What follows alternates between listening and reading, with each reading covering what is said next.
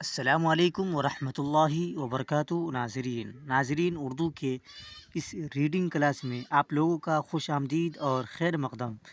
ناظرین، آج ہم پڑھیں گے تبلیغی دورہ، یعنی نبی صلی اللہ علیہ وسلم کا تبلیغی دورہ، اس کے بارے میں پڑھیں گے. چلیے شروع کرتے ہیں. اس سے پہلے کہ جو نیو ویورس اس چینل پہ آئے ہیں ضرور اس چینل کو سبسکرائب کریں تاکہ آنے والی ویڈیو کا نوٹیفیکیشن آپ تک پہنچ سکے. چلیے شروع کرتے ہیں. بسم اللہ الرحمن الرحیم. تبلیغی دورہ. ناظرین، غور کرنے والی بات یہ ہے کہ اس کلاس میں ہم آپ کو اردو ریڈ کرنا ایک دم اسٹیپ بائی اسٹیپ سکھا رہے ہیں، اور ساتھ ہی آپ جانیں گے کہ تبلیغی دورہ کیا ہے، یعنی نبی صلی اللہ علیہ وسلم کیسے تبلیغ کیے، اصل میں تبلیغ کیا ہوتا ہے. چلیے ہم شروع کرتے ہیں. تبلیغی دورہ. اب ہمارے رسول اللہ صلی اللہ علیہ وسلم نے یہ ارادہ فرمایا کہ قبیلہ قبیلہ میں پھر کر تبلیغ کرے، اور تبلیغ کے لیے مکہ معظمہ میں حج کے زمانے سے بہتر کوئی موقع نہ تھا. حج کے زمانہ میں عرب کے گوشہ گوشہ سے آدمی آ کر جمع ہوتے تھے اور کئی کئی روز ٹھہرتے تھے. پھر مکہ معظمہ کے آس پاس میلے بھی لگتے تھے، وہاں بھی آدمیوں کا جمگھٹ ہوتا تھا. چنانچہ آپ ہر قبیلے کے پاس جاتے تھے، ان میں وعظ فرماتے تھے، قرآن شریف کی آیتیں پڑھ کر سناتے تھے. اس کا نتیجہ یہ ہوا کہ پورے ملک میں اسلام کی آواز پہنچ گئی. وہ بجلی کا کڑکا تھا یا صوت ہادی، عرب کی زمین جس نے ساری ہلا دی. نئی ایک لگن سب کے دل میں لگا دی، ایک آواز بے صوتی بستی جگا دی. پڑھا ہر طرف غل یہ پیغام حق سے، کہ گونج اٹھے دشت و جبل نام حق سے. چلیے نیکسٹ پڑھتے ہیں. قبیلہ اوس اور خزرج، یعنی قبیلہ اوس اور خزرج کے بارے میں پڑھتے ہیں. نبی صلی اللہ علیہ وسلم کے زمانے میں قبیلہ اوس اور خزرج ہوا کرتا تھا. چلیے پڑھتے ہیں. مدینہ طیبہ میں اوس اور خزرج کا خاندان بہت مشہور تھا. یہ دونوں ایک قبیلہ کے نہ تھے. اوس کا قبیلہ الگ تھا اور خزرج کا الگ. یہ مدینہ طیبہ میں کاشتکاری کیا کرتے تھے. کاشتکاری کا مطلب ہوتا ہے کہ کھیتی باڑی کرتے تھے، اور زمانے سے یہاں رہتے تھے، اور اب یہی کے باشندے ہو گئے. باشندے مطلب وہاں کے پبلک ہو گئے. ان کے آس پاس یہودی آباد تھے. یہودیوں کو تورات اور انجیل سے ایک پیغمبر کے آنے کی خبر معلوم ہو چکی تھی. اکثر ان کی محفلوں میں اس کا چرچا رہتا تھا، اور یہی گفتگو رہتی تھی کہ وہ نبی کب پیدا ہوں گے اور کہاں پیدا ہوں گے. اوس اور خزرج بارہا اس کا تذکرہ سن چکے تھے. نبوت کے 10ویں سال رجب کے مہینے میں اوس اور خزرج کے کچھ لوگ مکہ معظمہ آئے.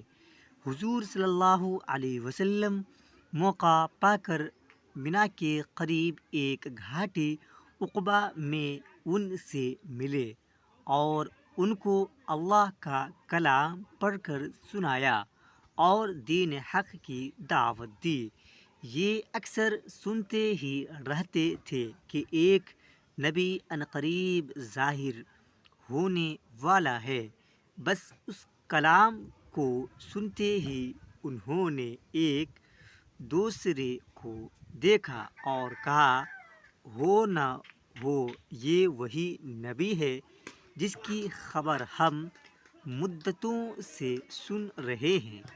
تو وہ اس ڈر سے کہ ایسا نہ ہو یہود اسلام میں ہم سے بازی لے جائیں، فوراً ایمان لے آئے، اور یہ کل 6 آدمی تھے۔ چلیے اب پڑھتے ہیں نیکسٹ، عقبہ میں پہلی بیعت۔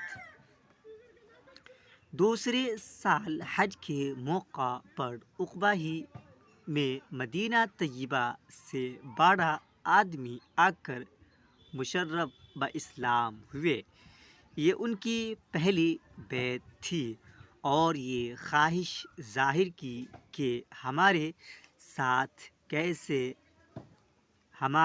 ساتھ کسی ایسے شخص کو بھیج دیجیے جو ہم کو اسلام کے اصول بتائے اور اس کے ارکان سکھلائے۔ حضور صلی اللہ علیہ وسلم نے ان کی خواہش پر حضرت مصعب بن عمیر رضی اللہ عنہ کو ان کے ہمراہ کر دیا۔ ناظرین، ہمراہ کا مطلب ہوتا ہے ساتھ کر دیا، ساتھ، ہمراہ کا مطلب ساتھ۔ حضرت مصعب بن عمیر رضی اللہ عنہ نے مدینہ طیبہ پہنچ کر اسلام پھیلانے کی بڑی کوشش کی۔ گھروں گھروں میں پھر پھر کر تبلیغ کی، بڑے بڑے مؤثر وعظ کہے، اور بہت نرمی اور محبت سے لوگوں کو سمجھایا۔ چنانچہ ان کی تعلیم سے مدینہ طیبہ کے بہت سے گھرانے اسلام کے نور سے منور ہو گئے، اور اسلام گھر گھر پھیل گیا۔ کبھی کہ جو پھرتے تھے مالک سے بھاگے دیے سر جھکا ان کے مالک کے آگے۔ عقبہ میں دوسری بیعت۔ اگلے سال نبوت کے 13ویں برس حج کے زمانے میں مدینہ طیبہ سے 72 آدمی حضور صلی اللہ علیہ وسلم سے ملنے آئے، اور منی کے قریب ایک گھاٹی عقبہ میں، جہاں 1 سال پہلے ان کے دوسرے ساتھی مشرف باسلام ہو چکے تھے اور دست مبارک پر بیعت کر چکے تھے، خفیہ طور سے آپ کے دست مبارک پر بیعت کی۔ اس وقت آپ کے چچا حضرت عباس رضی اللہ عنہ بھی موجود تھے۔ یہ ابھی تک مسلمان نہیں ہوئے تھے، لیکن حضور صلی اللہ علیہ وسلم سے محبت بہت کرتے تھے۔ ان لوگوں سے کہا، دیکھو، محمد صلی اللہ علیہ وسلم اپنے خاندان میں بہت معزز شخص ہیں۔ ہم ہمیشہ دشمنوں کے مقابلے میں ان کا ساتھ دیتے رہے اور ان کی مدد کرتے رہے۔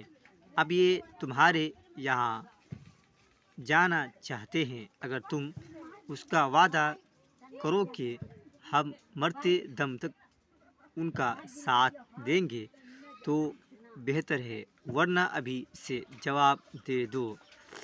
وہ بولے کہ جو کچھ آپ نے کہا ہم نے سنا۔ اب حضور صلی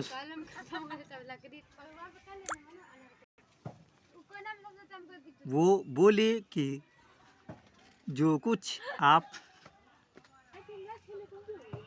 آپ نے کہا ہم نے سنا۔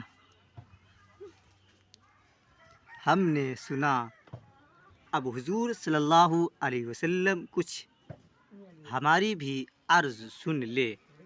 حضور صلی اللہ علیہ وسلم ہم سے اور یہودیوں سے بہت گہرے تعلقات ہیں، اور بیعت کے بعد لازماً یہ تعلقات ٹوٹ جائیں گے۔ ایسا نہ ہو کہ جب اسلام کا غلبہ ہو اور آپ کو طاقت حاصل ہو جائے تو آپ ہم کو چھوڑ کر چلے آئیں، تو پھر ہم تو کسی طرف کے نہ رہیں گے۔ آپ نے فرمایا، نہیں، ہرگز نہیں، میری موت و زندگی تمہارے ساتھ ہے، تمہارا خون میرا خون ہے، یہ تمہارا میں تمہارا ہوں اور تم میرے ہو۔ پھر آپ نے انہی میں سے 12 آدمی انہی کی رائے سے چھانٹ لیے اور ان کو ان پر امیر بنایا، جن میں 9 قبیلہ خزرج کے تھے اور 3 قبیلہ اوس کے۔